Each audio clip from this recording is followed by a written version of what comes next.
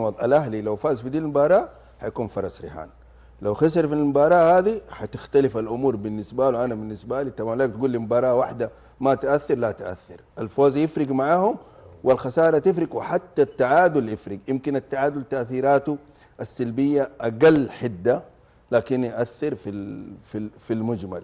الهلال انا اعتقد الهلال بيستعيد نفسه، بيستعيد انفاسه، بيستعيد وضعه. النصر من بدا الموسم هو فرس رهان. على الهاشتاج ايضا في مشاهد يقول يا صوابي شفيك متحمس مع الاتحاد؟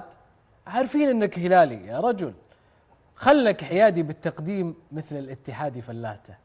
الحمد لله. انت صادق؟ الحمد لله رب العالمين، الحمد لله. اصير حيادي مثل فلاته يا رجل، احنا في رمضان. طيب يعني ايش قصدك يا جماعة؟ انت حيادي لاي درجه؟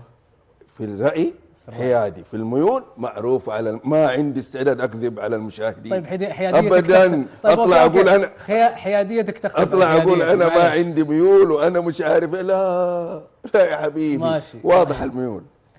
على الهاشتاج برضو ابو عدي يقول لك عبد الله فلاته، هل انت مع كونسيساو باللعب بدفاع متقدم في بعض المباريات؟ كيف يقدر كونسيساو ايقاف خطوره الاهلي في الاطراف؟ قليل ورياض محرز وراس حربه توني. لست مع الدفاع المتقدم نهائيا. ممكن تلعب لما يكون عندك مدافعين على سرعات عاليه. يعني الله يمسيه بكل خير كابتن احمد جميل والمرحوم احمد خليوي، العب متقدم، العب متاخر، العب زي ما ابغى.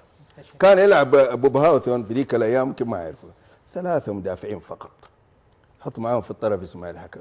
تقدر الان بالمدافعين الحاليين لا ما تلعب دفاع متقدم. كيف توقف اللاعبين دول؟ ما اشوف في الملعب 1 على 1، لا اشوف لاعب. يعني ديابي اللي انا اقول لو عاد لي مستوى استنسخ نفس مستوياته متراجعه الفتره دي حيكون له دور مؤثر، ابغى اشوف منه دور دفاعي. الطرف الاخر ابغى اشوف منه، ما القى لاعب على لاعب، لاعب على لاعب زي ما جاء كيسيه مع الناشر، احنا اعتبرنا الناشر قلنا فاول، بس هي لاعب على لاعب. يفترض في تكتيكه في تجهيز المباراه ما يخلي لاعب على لاعب.